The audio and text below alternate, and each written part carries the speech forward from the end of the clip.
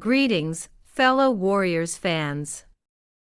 In today's video, I bring you a lot of updates, so don't forget to subscribe to our channel. Significant changes are on the horizon. A recent report from a Warriors insider suggests that adjustments to the starting lineup are being considered.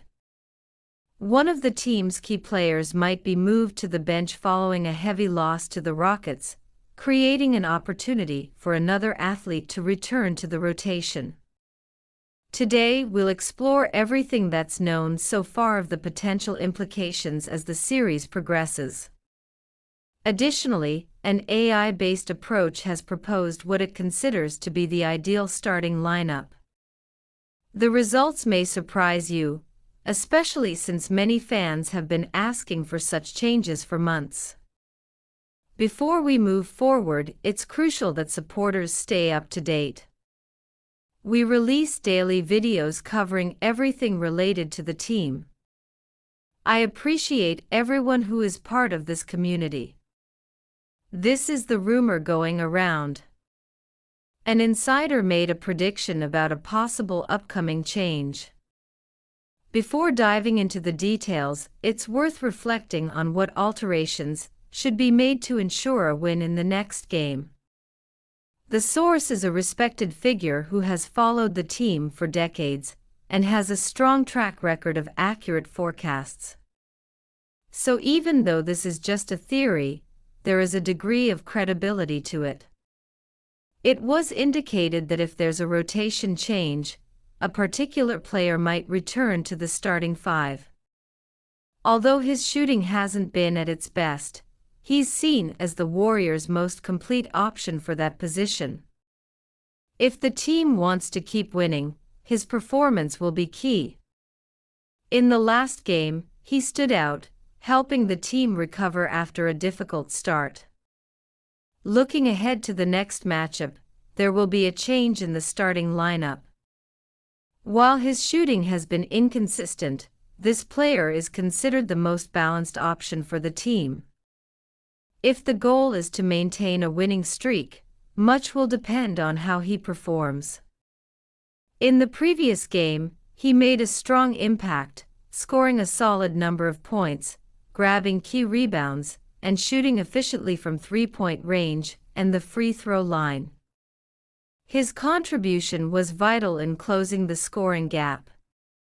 However, inconsistency has been an issue throughout the series. In one game, his scoring was low, and in another, although he performed slightly better, the results remained limited, which led to reduced playing time. In a particular match, his role was brief, but due to the situation, he was reinserted to give the starters rest, and he responded with an impressive showing. Now the team faces a dilemma. A player who arguably should not have been a regular starter was given the opportunity, but his performance didn't meet expectations. The coach is capable of making the necessary adjustments, but the real question is which player truly brings more to the table. Statistical analysis shows subtle differences. One athlete currently has a higher true shooting percentage while the other is slightly lower. Their points per game averages are similar, and both shoot about the same from three-point range. So, it's hard to draw firm conclusions from those numbers alone.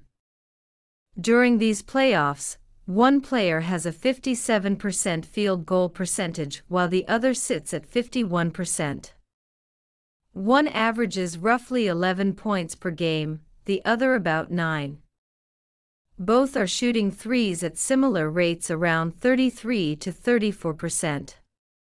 As such, it's difficult to reach a meaningful verdict based solely on this data. These figures might also be skewed due to the limited number of games analyzed. Looking at recent starting lineups, one player started the first two games, one win, one loss. Then adjustments had to be made due to an injury to a key player, which disrupted the lineup. Both athletes in question have started at different times. The question now is who can truly elevate the team's performance. There's a reason one of them remained a starter for an extended period. During the regular season, the team went 16-3 when he played alongside other core players. What explains this success? Part of it lies in his defensive ability. Throughout the series, he managed to contain a key opponent, limiting them to around 38% shooting across more than 47 individual matchups. This level of defensive impact isn't expected from the other player. Furthermore, with a 7-foot wingspan, he's capable of intercepting passes and disrupting opposing offenses. The team will need a versatile player like him to log extended minutes if they hope to win the next game and ultimately close out the series. Personally, I believe it makes more sense to stick with him, even if the stats don't fully support that decision. In the playoffs, capitalizing on momentum is key, even when the reasoning isn't completely logical. For instance, starting the other player may not have been the most logical decision. It worked in one game but not in the next. Adjustments can always be made. What I find intriguing about this game, and the fans' reaction, is the sense of calm. If this were a regular season game, the response might have been more chaotic, but the atmosphere feels surprisingly relaxed. The game didn't go as expected for the other team. That's understandable. Adjustments can be made. Once again, what stands out is the fans' composure. In a regular season context, this kind of outcome would spark more panic, but the team's depth has been reassuring. It's clear the bench is stronger than previously believed, with multiple players ready to step up. One player in particular stood out during the closing minutes, highlighting the range of available options. The player mentioned earlier also fits well into this mix, adding flexibility to the rotation. The key difference between him and the other athlete lies in mental toughness. He responded positively to coaching and reflected that in his play. The other, however, tend to get caught in his own thoughts and struggle during the series, especially after being benched at the end of the previous season.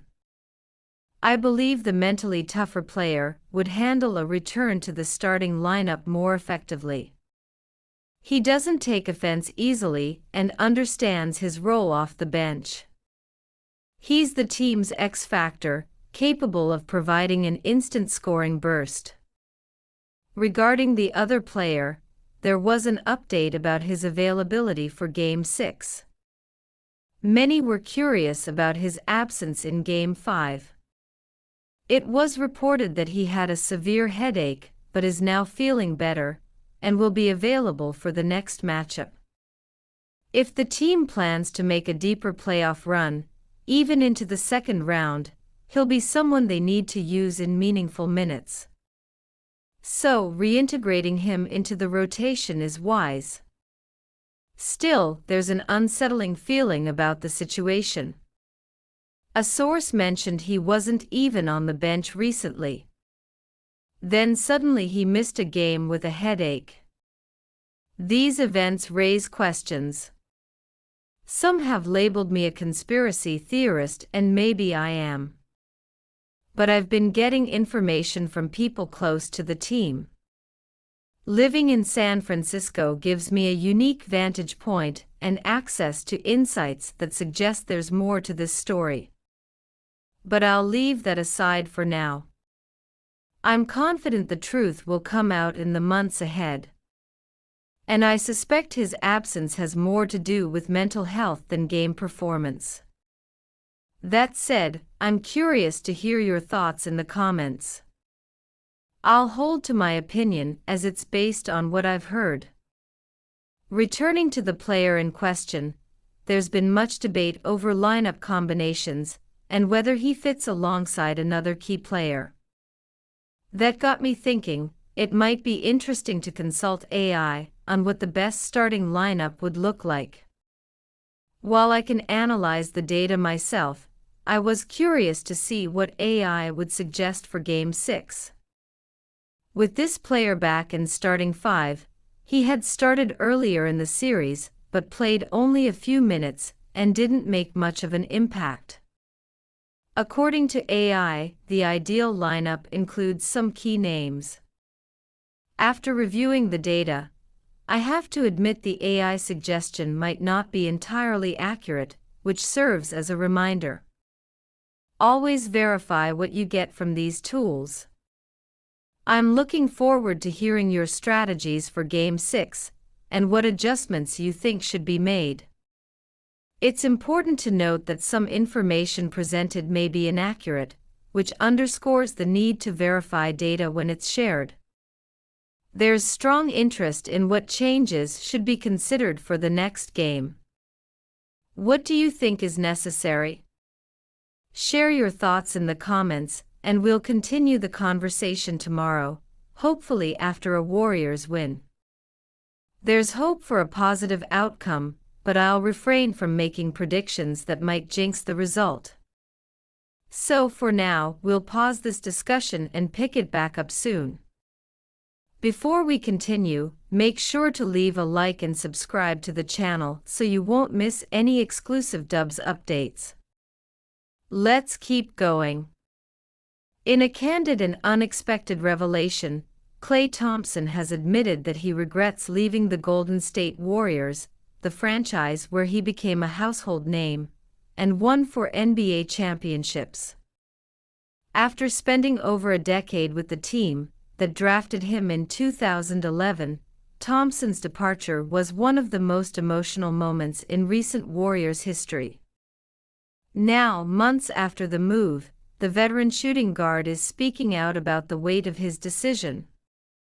Thompson, known for his stoic demeanor and elite shooting, opened up during an interview expressing how much he misses the camaraderie, the culture, and the unique chemistry he had with Stephen Curry and Draymond Green. Looking back, it's hard not to think about what we built in Golden State. He said, "Sometimes you don't realize what you have until you leave it behind." His departure came amid contract negotiations that reportedly stalled over length and role concerns. Thompson eventually chose a new path, but the transition hasn't been as smooth or fulfilling as he hoped. Despite adjusting to an